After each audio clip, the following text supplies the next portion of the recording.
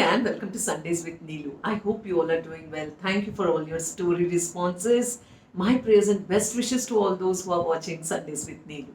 Coming to this week's story's title is The Eternal Love.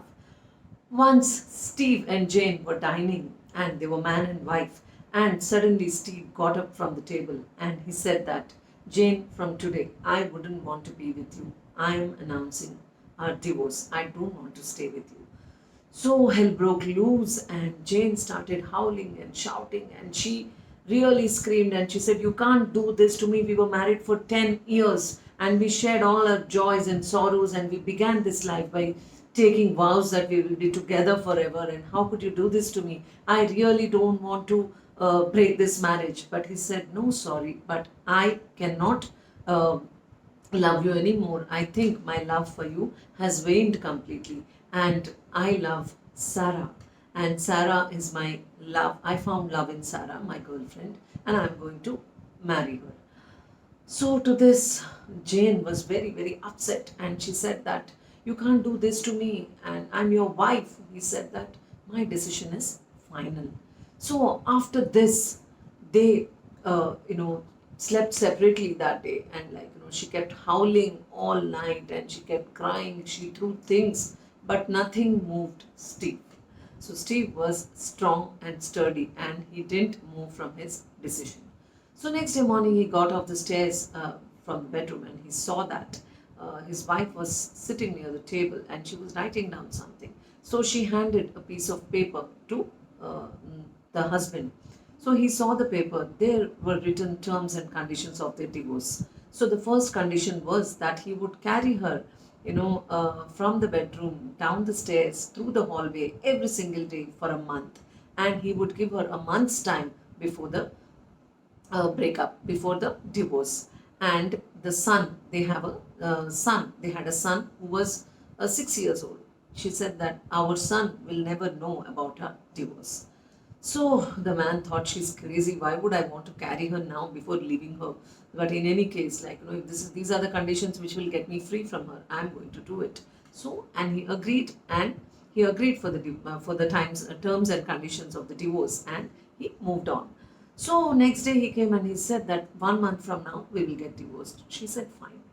And so next day onwards, from the bedroom down the stairs, he had to carry her in his arms. So he carried her, and he felt that his wife was very heavy. The next morning, after his wife woke up, he carried her, and he felt that she was very heavy.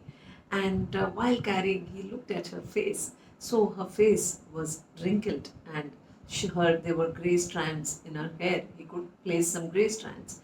So he looked at her and he thought, this woman has grown old, and what have I done to her? She looks so sad. Her eyes are so sad. Then he got her downstairs, and then he left her. He sat in his car and he said, I think my heart is melting. I shouldn't look back, and I should stay strong on my decision of going back to my girlfriend. And then he drove to the office, leaving his wife at the bus stop. She was standing there and she was waiting for the bus to go to work.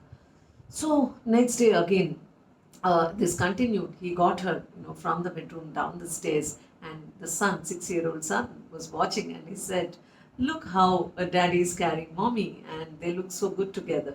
So he looked at the son, and then he dropped his wife off, and he thought, my son really thinks that we both are in love. So then again, this continued. All this drama continued for next few days. So one day he was carrying her down the stairs, and she felt very light, and she was smelling so good. So he could smell the fragrance which he gifted her, long back. She kept it safe, and she kept using that fragrance. And he could smell it from her blouse, and he felt that she was so, that God, that evoked memories of the marriage and the precious moments they had spent together. So then he got her down, and then quietly he walked back to the office. So there came a final day, when he had to, the 1 month was getting over, almost getting over. So on the final day, he picked her up and he was getting her down the stairs, and she felt there was no, he didn't feel any weight. And he thought maybe the workout of this 1 month had made it very easy for him to carry his wife downstairs. So, but when he was carrying this time, he felt that she's grown really thin. So he said she's become really sad and she's become so thin. Or I think I had done something terrible to this woman. I think I should now stop being stubborn, because what I realized is I think our marriage lacked intimacy. So while carrying her this time, he said that I think I have to change my decision, because he doesn't say it to her, but then he says, I think I need to change my decision. And then he looks into her eyes and he says, I think we've been very happy together. It's just that our marriage lacked intimacy and we didn't, discuss it thoroughly through. And he dropped her off that day and he went back to the office. Straight away he went and he slammed the door and he just opened the door and, brashly, and then he went inside and he saw uh, his girlfriend sitting there, and he said, Sarah, from today, like, I think I don't want to stay with you, because I'm very very clear. I've been going home late, and but my wife was patiently waiting for me, and I think there was intimacy missing in our marriage, and I realized it in the last 1 month, and I really apologize, but I think I'm very very annoyed with myself, and I want to say goodbye to you. I'm so sorry to have hurt you. So Sarah gets angry, she slams the door and she walks out.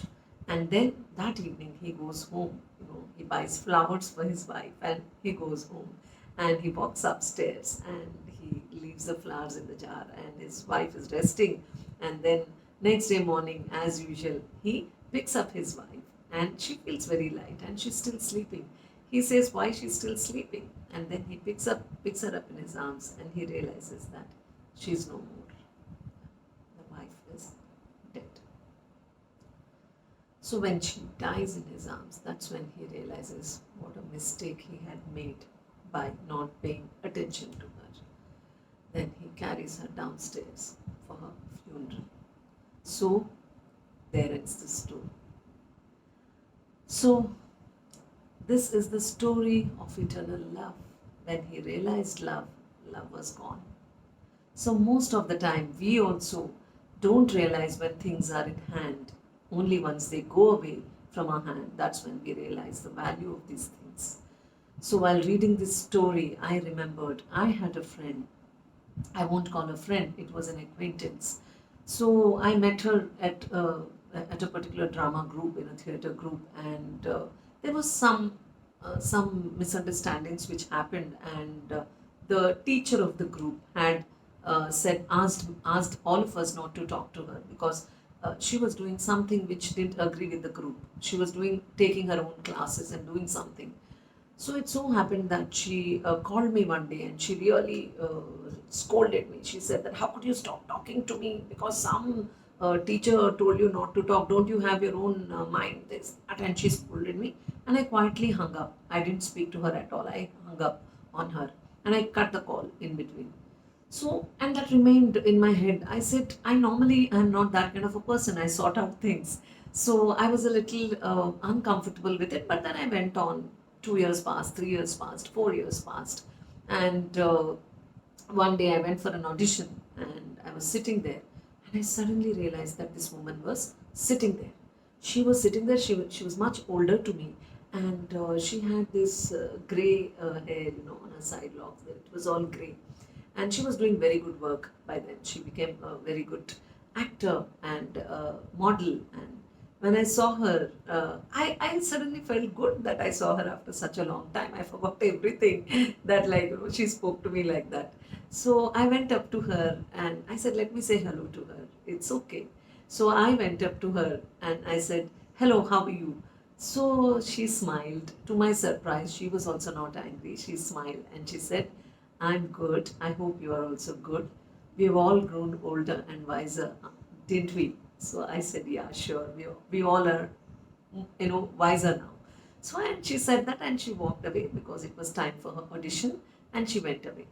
And then 3 months later, it was in the newspaper that she passed away in an accident. So please do not waste time in fighting with people on pit and having petty ego tussles. If you are highly egoistic, please understand that life will teach you the lesson. in a very, very different way. So it's very important for us to keep our ego aside and lead a peaceful life for our own sake, yeah, so that we don't have any regrets in future.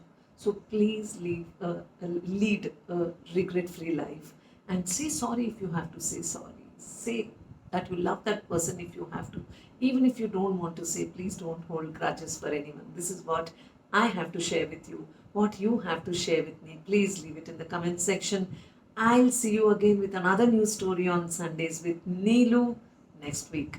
Bye. Stay safe, healthy till then, and stay well.